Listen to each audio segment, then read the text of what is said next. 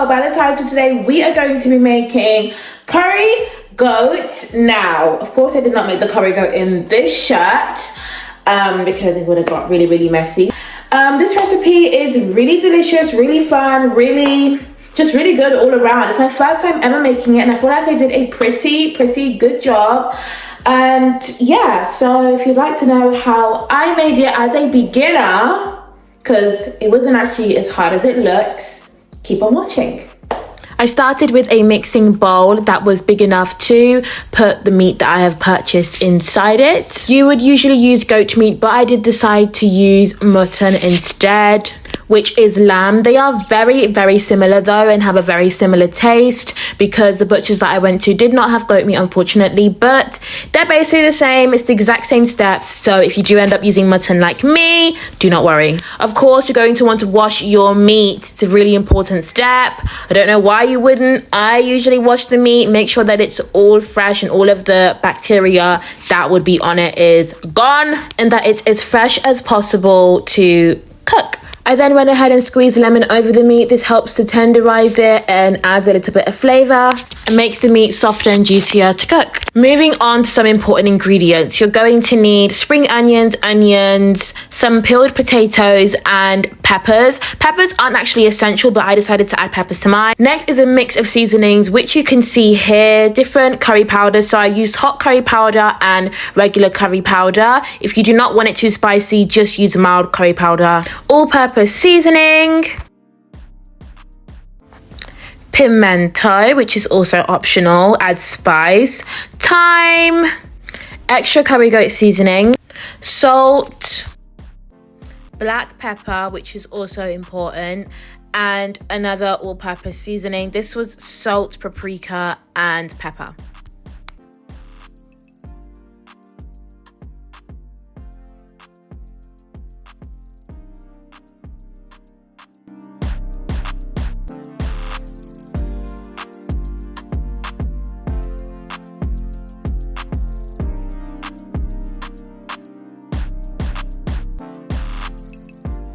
I decided to use this grinder to grind some fresh onions. You can grind them by hand if you want, but I just wanted to make sure that they were super smooth.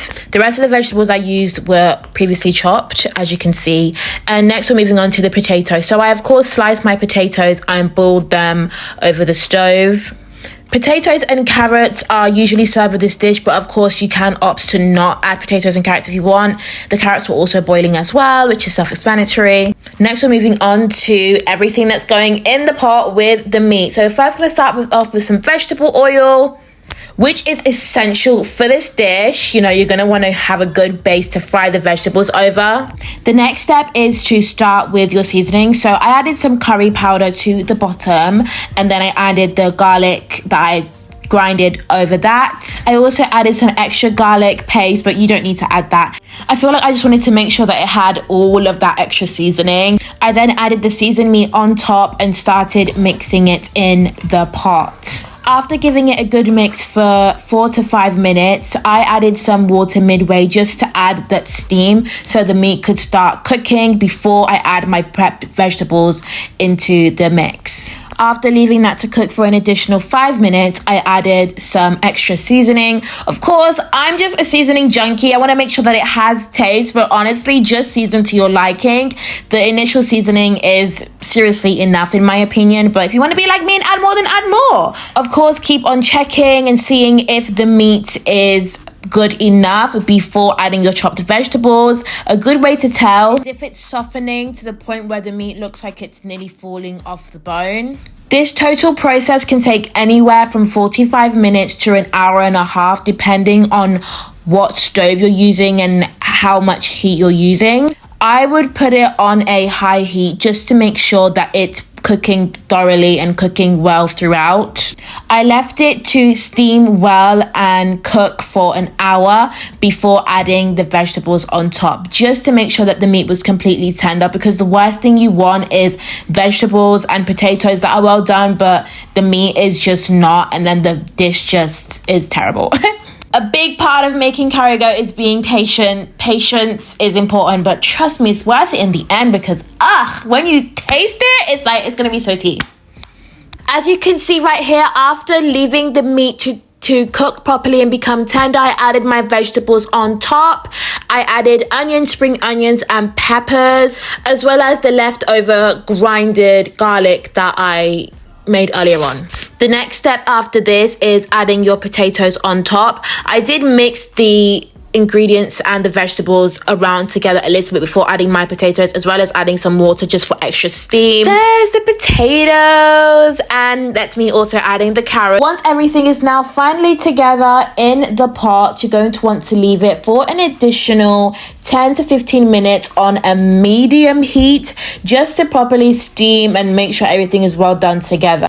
The only thing I wouldn't recommend is adding the whole pimento just straight into the pot. I would definitely grind it beforehand, but to be honest, it didn't break the dish. Like, it was 10 out of 10.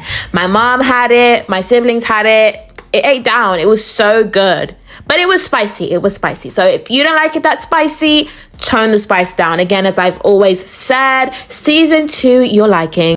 And there we have it, ladies and gents. You have prepared curry goat, or mutton in this case, but they're basically the same thing. I decided to serve mine with rice and peas, plantain, and honestly, it was so delicious, but it was so filling, as you can imagine. The potatoes, the carrots, like, it was so filling. Just one plate was enough for me. My family went in for seconds. I was like, I'd already been there cooking all day. I was tired, but honestly, it was worth it in the end. Honestly, patience is a virtue, but it's the best thing ever when you get amazing results like this, and I can't wait to make it again.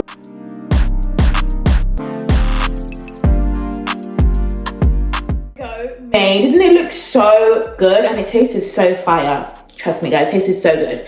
I also did make plantain, and I made rice and peas, which I can do in another video if you would like to see that. Of course, make sure to comment down below as always.